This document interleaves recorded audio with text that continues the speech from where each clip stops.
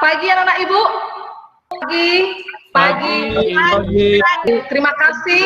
Walaupun saat ini kita harus belajar secara daring, nggak bisa tatap muka karena COVID-19 ini. Ibu harap semangat anak-anak ibu, tidak boleh kendor, harus tetap terjaga ya. Dan yang penting lagi anak-anak harus tetap jaga kesehatan ya. Dengan 3M, memakai masker, mencuci tangan, dan menjaga. Betul ya, menjaga jarak. Baik, sebelum kita mulai pelajaran kita, mari anak ibu kita ambil sikap berdoa. Silahkan Alpandi, pimpin doanya nak. Mari kawan-kawan, kita berdoa menurut agama dan kepercayaan. Berdoa mulai. Berdoa selesai. Ya, selanjutnya silahkan anak-anak ibu diisi absennya ya, yang sudah di WA grup ya. Ibu lihat ini sudah semua mengabsen ya. Semua dalam kondisi sehat ya. Minggu yang lalu materi kita itu adalah mengenai pengertian interaksi sosial dan syarat-syarat interaksi sosial. Siapa ya kira-kira yang masih ingat pengertian interaksi sosial? Coba dulu si Fitri. Iya Bu, saya akan mencoba menjawab bahwa yang kemarin kita pelajari interaksi sosial itu hubungan antara individu dengan individu, individu dengan kelompok, dan kelompok dengan kelompok Bu. Ya, bagus ya. Materi yang lalu harus tetap diulang-ulang ya.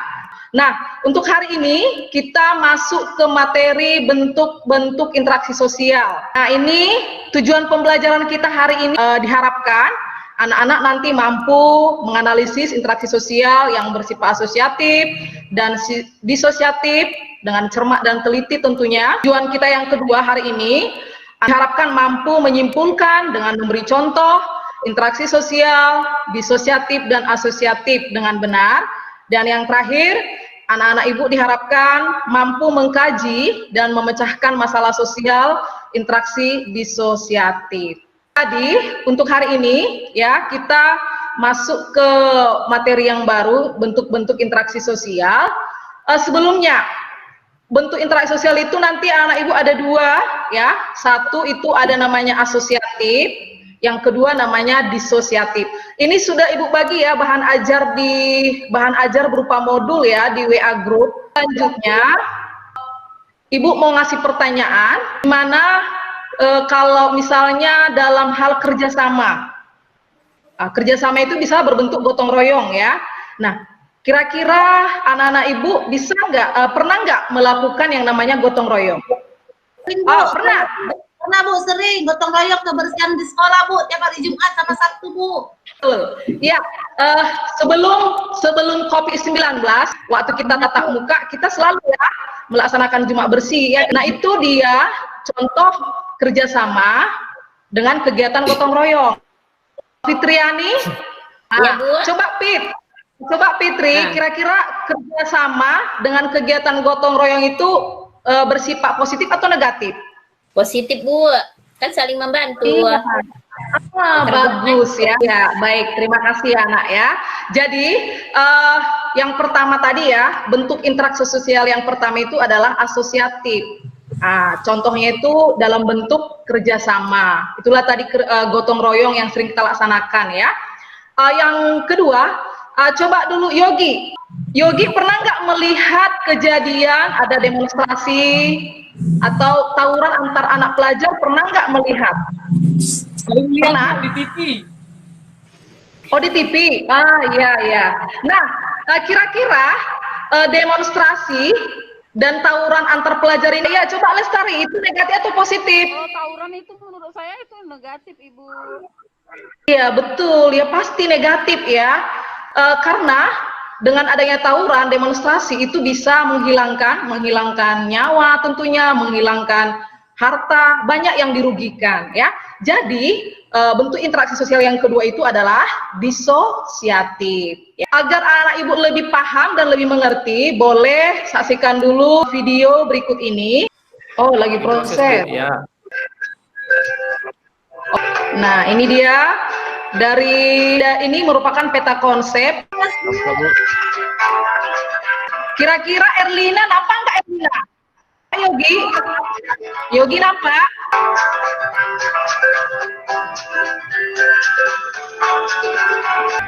Baik ya. Tadi sudah disaksikan videonya ya. Kira-kira dari pengamatan anak-anak ibu berdasarkan video tersebut, apa yang anak-anak ibu ketahui? Tidak usah malu-malu nak ya. Oh, Albert, silakan Albert. Dari video tersebut itu Bu, saya dapat menyimpulkan bahwa ada di situ interaksi sosial yang bersifat asosiatif, yaitu kerjasama. Kalau disosiatif, contohnya itu seperti tawuran, Ibu. Terima kasih, Bu. Iya, baik, bagus. Nah, sekarang biar anak-anak ibu lebih paham lagi, silahkan langsung diskusi kelompok ya.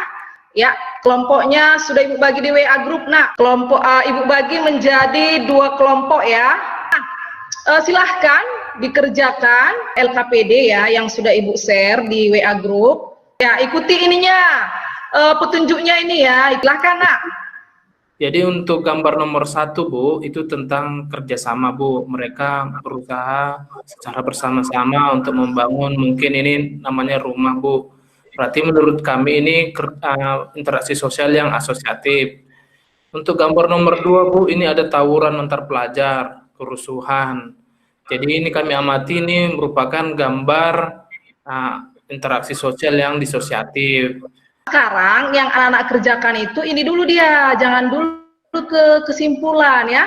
Coba Tri, bagaimana? Pertanyaan yang nomor 1 itu saya tulis pertanyaan, apakah gambar yang pertama dibentuk itu bentuk kerjasama? Itu Bu pertanyaannya. Fitri.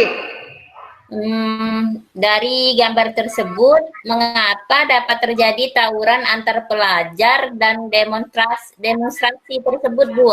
Silahkan ya, Bantin apa pertanyaannya nak? Apa sih penyebabnya tawuran itu? Itu yang mau saya tanya gitu ya. Jadi ibu perhatikan dari tadi anak-anak ibu sangat semangat dalam mengikuti diskusi tadi ya. Tentu semua ini karena ada kerjasama yang baik ya. Jadi ini menjadi penilaian buat ibu ya.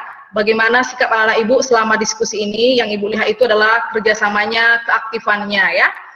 Kita juga nanti akan melakukan evaluasi pembelajaran, itu nanti dengan Google Form yang ibu bagikan linknya ada di sini. Ada 5 soal formatif ya, tujuannya untuk mengetahui kemampuan anak-anak ibu atau pemahaman anak-anak ibu dalam pembelajaran hari ini. Oke ya, boleh dikerjakan ya.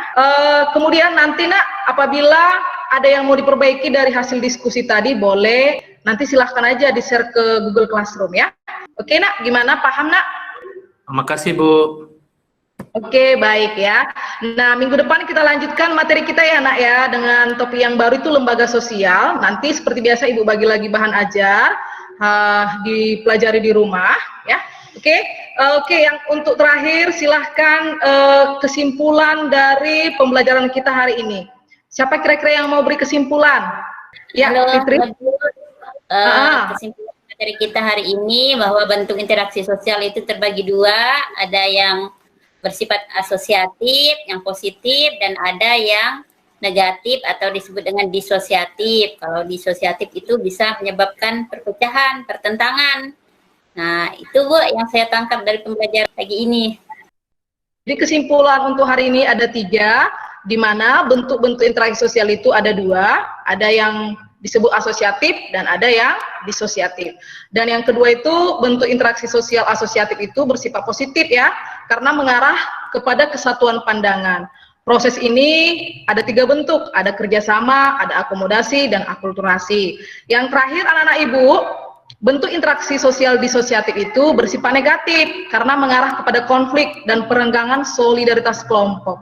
Proses ini terdiri atas kompetisi, kontravensi, dan pertentangan. Kira-kira pembelajaran hari ini menyenangkan atau tidak ya?